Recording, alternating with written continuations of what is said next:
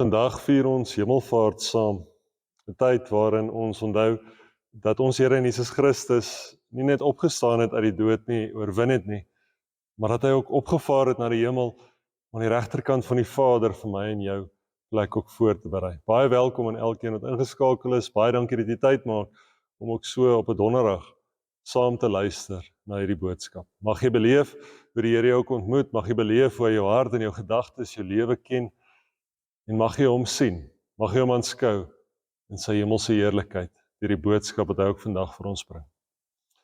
Ek wil graag vir ons 'n gedeelte lees, dis uit Lukas 24 van vers 46 tot 51.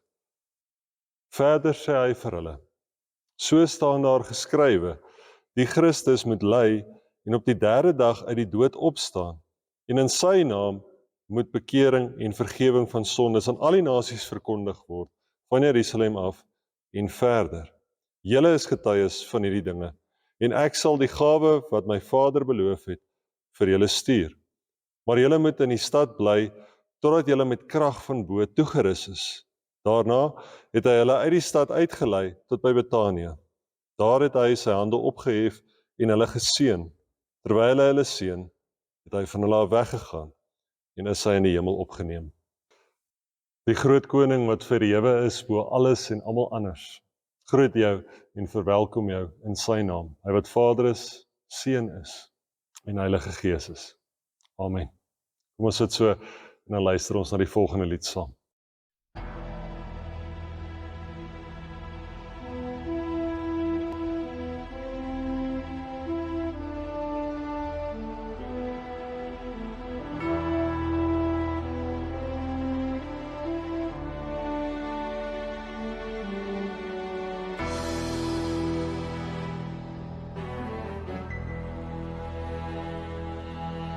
In die hemel is die Heer, en sy glans is soos kristal. Hy is die heilige van God, en hy heers oor die heelal. Daar is mag in sy woord, soos die waters druis sy stem, soos die son op die see se blou, so die rykdom van sy trou. Die mag en die heerlikheid en krag, en aan U is die eer en die lof, want U regeer. Miljoene in gereedheid is die engele om sy troon, verbuisterend sy sieraad en die weelde van sy kroon. Daar is mag in sy woord, soos die waters druis sy stem, soos die son op die see se blou, so die rykdom van sy trou. En aan U is die mag en die heerlikheid en krag, en aan U is die eer en die lof, want U regeer. Driemaal heilig is die Heer, hy wat was en is en kom. Hy is die Alfa en Omega, almagtig en verhewe. Daar is mag in sy woord, soos die waters druis sy stem, soos die son op die see se blou, so die rykdom van sy trou. En aan U is die mag en die heerlikheid en krag, en aan U is die eer en die lof, want U regeer. Aan hom wat op die troon sit, en aan die lam, die heerlikheid en lof, van nou af tot alle ewigheid. Daar is mag in sy woord, soos die waters druis sy stem, soos die son op die see se blou, so die rykdom van sy sy krag. En aan U is die mag en die heerlikheid en krag. En aan U is die eer en die lof aan U regeer. En aan U is die mag en die heerlikheid en krag. En aan U is die eer en die lof aan U regeer. U regeer.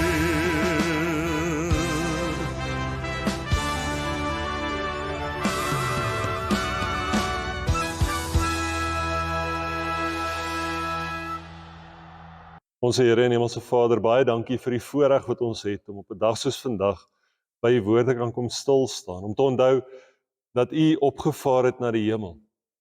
En Here, vandag dink ons terug aan U wat vir ons gebore is, na die wêreld toe gekom het, mens kom word het tussen ons. Ons dink terug aan U wat geleef het tussen ons, versoekinge weerstaan het, Here, 'n perfekte lewe geleef het. U wat bespot is, U wat mishandel is, U wat gelei het, Here. U wat aan die kruis vasgespijker is vir ons sondes. U wat gesterf het, begrawe is en ter hulle neergedaal het. Ons dink aan U wat op die derde dag opgestaan het uit die dood, wat as oorwinnaar opgestaan het en ons wat saam met U as oorwinnaars kon opstaan. Elkeen van ons wat glo, Here. Dankie dat U ons verlos. Dankie dat U deur die groot genade en liefde ons kom ontmoet. En dankie vir die hemelvaart. Dankie dat ons kan onthou dat U ook opgevaar het. Dat U verhewe is bo alles en almal anders wat bestaan, Here. Dat U groter is, magtiger is as enigiets wat daar is. En dat U langs die Vader vir ons ook plek voorberei. Dat ons plek gereed is, Here, wanneer ons die dag ook by U kom.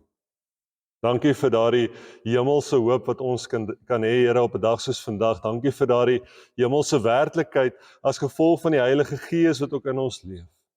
As bevestiging daarvan. Mag ons vandag ook beleef hoe U spreek, deur die woord met ons spreek, tot ons lewens spreek, tot ons gedagtes, ons hart, Here, sodat ons hierdie boodskap deel kan maak van ons lewens, sodat ons dieper kan groei in ons verhouding met U en uiteindelik kan getuig dat ons, Here, die groot God, die enigste God, die ware God is, die verhewe God bo almal en alles anders. Dankie, Here, dat ons dit kan bid, dit kan vra in die wonderlike naam, en kan vra dat U ons sal lei nou in die woord. In die naam bid ons dit. Amen. Ons skriflesing kom dan uit 1 Kronieke 29, ons gaan van vers 10 tot 19 saam lees. Daarop het Dawid die Here ten aanskoue van die hele geloofsgemeenskap geprys. Dawid het gesê, U moet geprys word, Here, God van ons Vader Israel, van altyd af en vir ewig. Aan die Here behoort die grootheid, die sterkte, die luister, die roem en die majesteit. Ja, alles in die hemel en op die aarde. Aan die Here behoort die koningskap, en U is as hoof verhewe bo alles. Rykdom en eer kom van U, en U regeer oor alles. In U hand is krag en sterkte, en dit is in U hand om enige iemand groot en sterk te maak. Vers 13, daarom ons God, prys ons U en loof ons U luisterryke naam. Want wie is ek, en wie is my volk, dat ons in staat is om vrywillige gawes soos hierdie te gee? Ja, van U kom alles, en uit U hand het ons dit aan U gegee. Want vreemdelinge is ons voor U, en bywoners, soos al ons voorouers. Soos 'n skaduwee is ons daar op die aarde, en daar is geen sekerheid nie. Here ons God, al hierdie rykdom wat ons gereed gekry het, om vir U 'n huis vir die heilige naam te bou, is uit U hand en behoort alles aan U. Ek weet, my God, dat U harte toets en vreugde vind in opregtheid. Ek, met opregtheid van hart, het ek dit alles vrywillig gegee. En nou het ek met vreugde gesien, hoe U volk wat hier teenwoordig is, vrywillig vir U gee. Here, God van ons voorvaders Abraham, Isak en Israel, bewaar dit vir ewig as die gesindheid van die gedagtes in die harte van die volk. Rig hulle harte op U en gee aan my seun Salomo 'n onverdeelde hart om U gebooie, U bepalings en vaste voorskrifte na te kom en dit alles uit te voer en om die vesting te bou waarvoor ek voorbereidings getref het. Ek voel amper dat hierdie teks deurgetrek kan word na Kolossense 3 vers 11 waar daar staan: by die nuwe mens is daar nie onderskeidings soos Griek of Jood, besnedene of onbesnedene, barbaar of sketier, slaaf of vry persoon nie. Maar Christus is alles en in almal. Want hier gaan dit oor 'n fokus op God self, om met hom te groei, saam met hom te groei in hierdie lewe, om op hom te fokus te alle tye in ons lewens, en alles wat ons is, alles wat ons doen, alles wat ons beleef. Die wêreldse gebruike is hier nie van belang nie, maar al wat van belang is om aan Christus die eer te bring, om God te prys, om hom te loof. Dit is die einddoel, waarna ek en jy as gelowiges behoort te streef. Dis die einddoel waartoe ons behoort te werk. En soos dat die fokus hier in 1 Kronieke 29 vers 10 tot 19 die bou van die tempel was, so moet my en jou fokus ook die bou van Christus se koninkryk in hierdie wêreld wees. Die bou van sy liggaam. Hy het vir elkeen van ons gawes gegee deur sy gees om uit te leef binne sy liggaam, sodat ons dit uiteindelik kan opbou, sodat ons sy koninkryk, sy kerk in hierdie wêreld ook kan bou. Om te bring na sy liggaam, om met opregte harte voor hom te kom, en opregte harte binne sy liggaam ook te kan leef. Hy het vir ons sy Heilige Gees gegee, sodat ek en jy hierdie opdrag wat hy aan ons toevertrou het, ook kan uitvoer. En dalk vra jy vir jouself, dalk het jy al vir jouself gevra, maar hoekom het Jesus dit gedoen? Hoekom het hy sy Heilige Gees in ons kom plaas? Hoekom het hy sy Gees vir ons gegee? Hoekom het hy sy Gees in gebroke mense geplaas, mense wat foute maak? Mense wat nie altyd kyk na sy skepping nie. Dieselfde Gees wat Christus uit die dood opgewek het. Dieselfde Gees wat hom wonders laat doen het. Dieselfde Gees wat hom in 'n direkte verhouding met God plaas, wat vir my en vir jou in 'n direkte verhouding met God ook plaas. Dieselfde Gees wat vir Maria 'n maagd swanger laat word het. Hoekom het God gekies om sy Heilige Gees in ons te plaas? Hoekom het hy gekies om dit in ons te plaas as ons maar sondaars is, wat in 'n gebroke wêreld leef? As dit in ons natuur is, as mense, om eerder die sleg te doen as die goeie te kies. Ons dink aan Romeine 7 vers 19 waar daar staan, die goeie wat ek wil doen, doen ek nie. Maar die kwaad wat ek nie wil doen nie, dit doen ek. En die antwoord kry ons net so 'n bietjie verder in Romeine 7 vers 24 tot 25, die begin van 25. En ook vanaand, so snaaks soos wat dit mag klink, uit 1 Kronieke 29 uit. Ons lees in Romeine 7 vers 24 tot 25a, elendige mens wat ek is, wie sal my tog red uit hierdie doodsbestaan? Aan God die dank, deur Jesus Christus, ons Here. Aan God die dank, deur Jesus Christus, ons Here. Soos wat dit Christus is, wat deur sy groot genade gekies het om vir my en vir jou te kom verlos, so is dit God wat ook vir Dawid en die volk gekies het om te begin met die bou van die tempel, om te help bou aan die tempel, om die voorbereidings te tref daarvoor, om te begin met die werk en die gebou waarin God uiteindelik ook by hulle sou leef. Hy is die een wat dit vir hulle moontlik maak, hy is die een wat hulle in staat stel om dit te doen, wat hulle bring tot hierdie hoop van die tempel wat weer gebou word, van God wat weer teenwoordig is. Dat hulle kom seën met soveel, sodat hulle daardeur God se grootheid ook kan aanskou, kan leer ken. Ons lees so mooi in vers 14, want wie is ek en wie is my volk dat ons in staat is om vrywillige gawes soos hierdie te gee? Ja, van U kom alles. En uit U hand het ons dit aan U gegee. Alles kom van Hom af, alles kom van God af. Alles het deur Hom tot stand gekom. Alles wat Dawid het, alles wat ek en jy het, is as gevolg van die groot genade wat God oor ons kom uitstort het. En moenie 'n fout maak nie, hier bedoel Dawid nie die fisiese dinge nie, alhoewel hy fisiese dinge hier na die tempel toe bring en van die fisiese goed praat, maar dis nie net die fisiese wat hy hier bedoel nie. Hierdie fisiese dinge spreek van iets veel dieper, spreek van iets veel verder as die fisiese.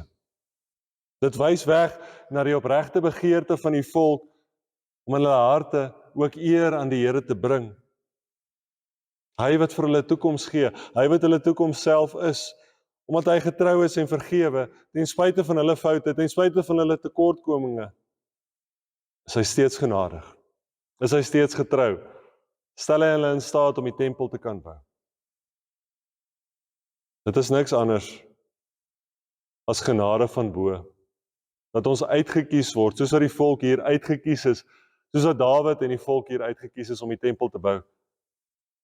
So is dit alles, want net God se groot genade dat ons uitgekies is as sy kinders.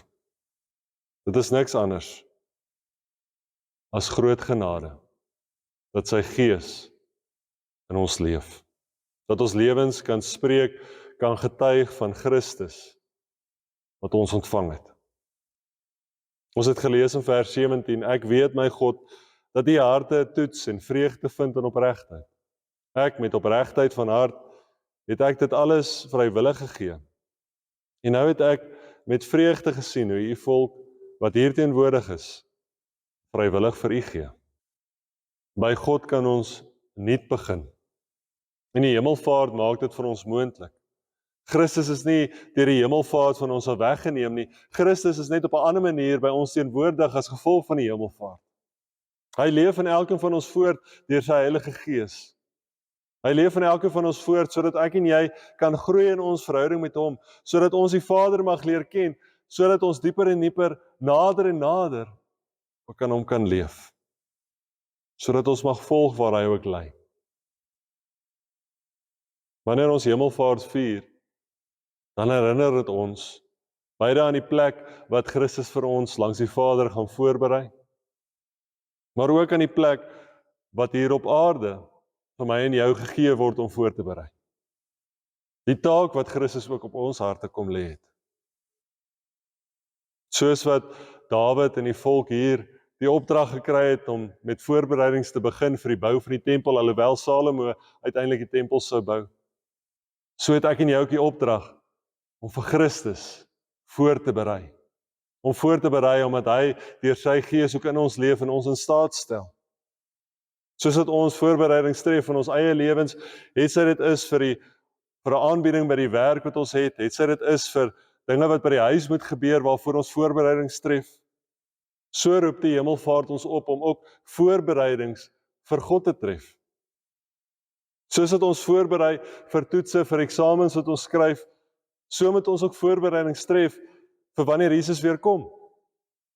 Soos dat ons voorbereidings tref vir eendag, soveel te meer moet ek en jy voorbereidings tref vir eendag, wanneer Christus weer kom. Dit kan môre wees. Dit kan vandag wees. Dit kan nou ook wees. Die interessante van die tye waarin ek en jy voorberei, is dat die klem nie noodwendig altyd op die voorbereiding so seer lê nie, maar eerder op dit waarvoor ons voorberei. Op dit waarna ons uitsien, op dit wat voor lê. Maar tog plaas ons ook 'n fokus op die voorbereiding self, op dit wat nou gedoen word. Dit waarvoor ons voorberei, maak uiteindelik die voorbereiding soveel beter. As ons fokus is om Christus uiteindelik die nommer 1 in ons lewens te maak, om hom eerste te stel in alles wat ons doen en is, dan moet hy ook ons nommer 1 nou reeds wees. Dan moet ons nou reeds 'n prioriteit daarvan maak. As ons fokus is om die hemelse lewe te kan ontvang, dan moet ons nou reeds 'n lewe leef wat spreek van die hemelse. Dit gaan nie van self gebeur nie, dit gaan nie net uit die lug uitval nie. Nee, ons moet die keuse maak om vir Christus te leef. Hy stel vir my en jou daai keuse. En deur die hemelvaart is daai keuse 'n werklikheid. Want deur die hemelvaart berei hy ook vir ons plek voor by die Vader. As ons fokus is om die ewige lewe as prys te ontvang, dan moet ons nou reeds saam met die ewige een die pad ook stap. Dan moet ons Christus aanneem as ons verlosser en 'n lewe leef wat spreek van wie hy ook is. Dan moet alles wat ons doen, alles wat ons is, spreek van hy wat voorsien in ons lewens. Dan moet ons lewens spreek van die hemelse heerlikheid waarmee hy reeds bekleed is en waarmee ons ook uiteindelik bekleed sal word. En dit is presies wat hier met Dawid en die volk gebeur het in 1 Kronieke 29.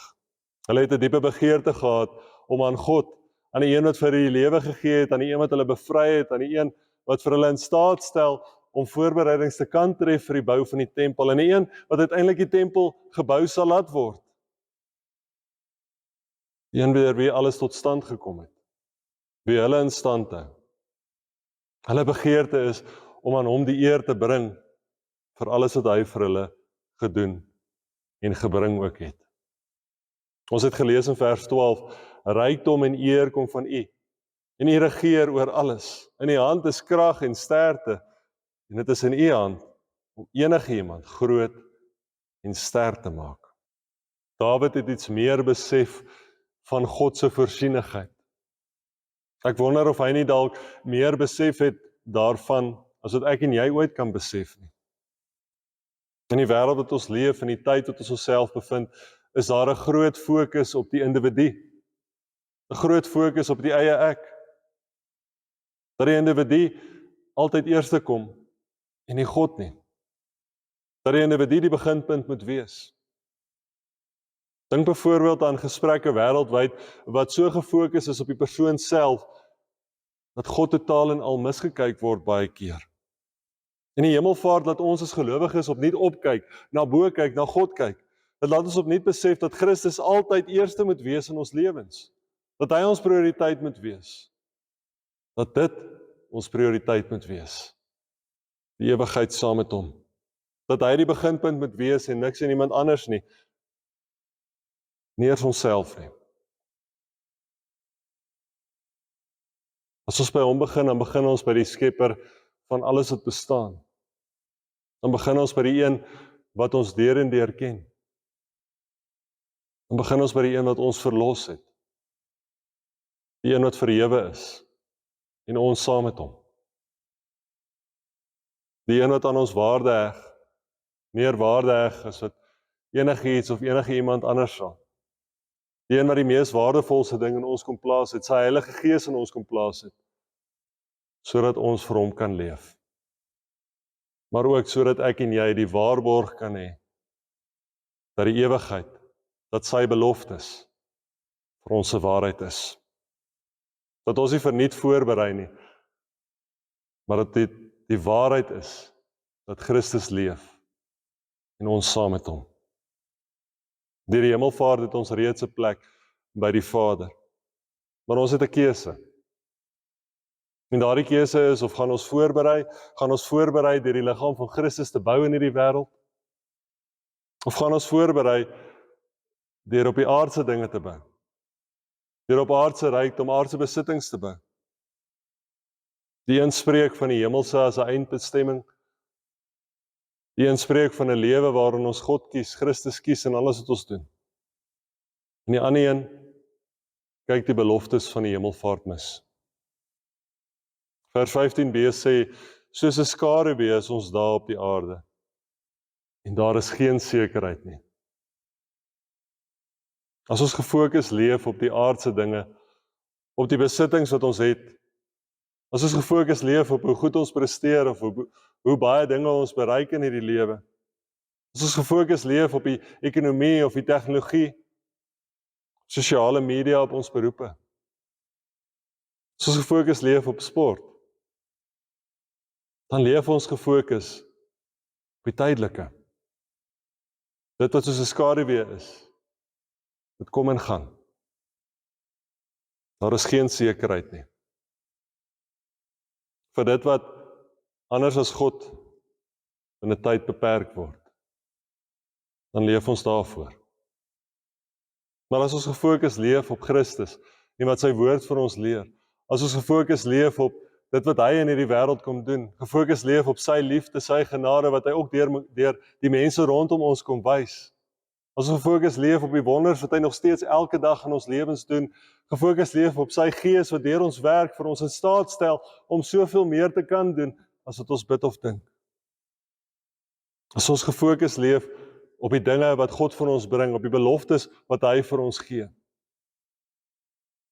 As ons daarvoor voorberei en leef vir die ewigheid, dan leef ons vir die een uit wie, deur wie en tot wie alle dinge is. In aansluiting hierby sê vers 18, Here, God van ons voorvaders Abraham, Isak en Israel, bewaar dit vir ewig as die gesindheid van die gedagtes in die harte van die volk. Rig hulle harte op U. Rig hulle harte op U. Mag ek en jy bly volhard in die bou van God se liggaam in hierdie wêreld. Mag ons onthou dat hy die hoof is van sy liggaam en dat ons sonder hom nie kan bou nie.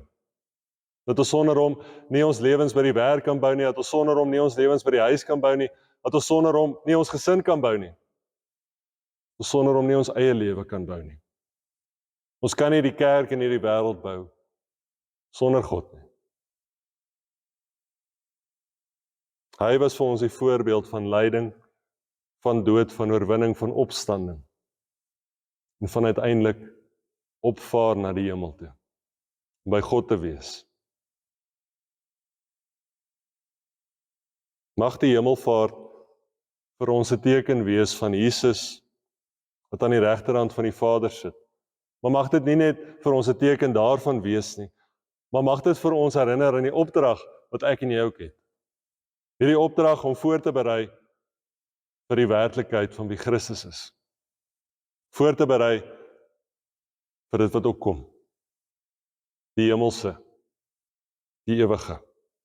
Om sy liggaam te bou soos wat Dawid en uiteindelik die volk ook saam met hom die liggaam gebou het. Die voorbereidings getref het. Om sy liggaam te bou sodat sy liggaam uiteindelik ten volle gebou sal wees tot eer en verheerliking van sy naam. 'n Liggaam wat spreek van sy oorwinning tot in die hemel.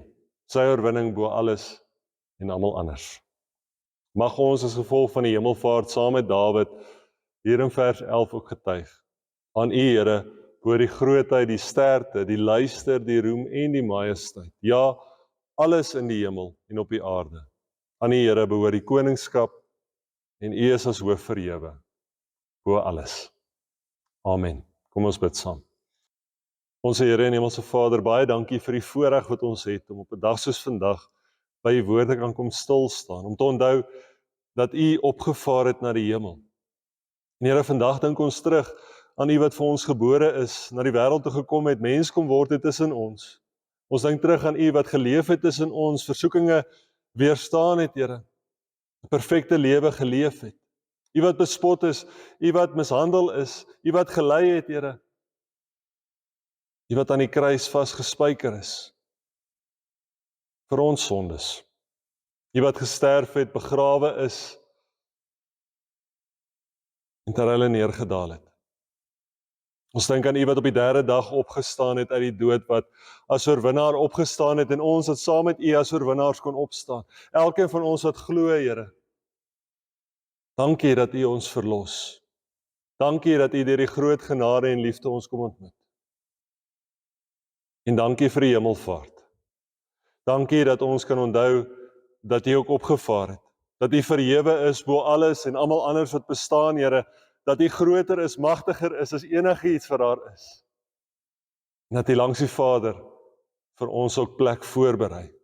Dat ons plek gereed is, Here, wanneer ons die dag ook by U kom. Dankie vir daardie hemelse hoop wat ons kan hê, Here, op 'n dag soos vandag. Dankie vir daardie hemelse werklikheid as gevolg van die Heilige Gees wat ook in ons leef. As bevestiging daarvan. Mag ons vandag ook beleef hoe U spreek, deur die woord met ons spreek, tot ons lewens spreek, tot ons gedagtes, ons hart, Here, sodat ons hierdie boodskap deel kan maak van ons lewens, sodat ons dieper kan groei in ons verhouding met U en uiteindelik kan getuig dat ons, Here, die groot God, die enigste God, die ware God is, die verhewe God bo almal en alles anders. Dankie Here dat ons dit kan bid, dit kan vra in die wonderlike naam, en kan vra dat U ons sal lei nou in die woord. In die naam bid ons dit. Amen. God die Vader, God die Seun, en God die Heilige Gees, gaan as die verhewe een saam met jou in sy liefde en sy genade, en in sy gemeenskap. Amen.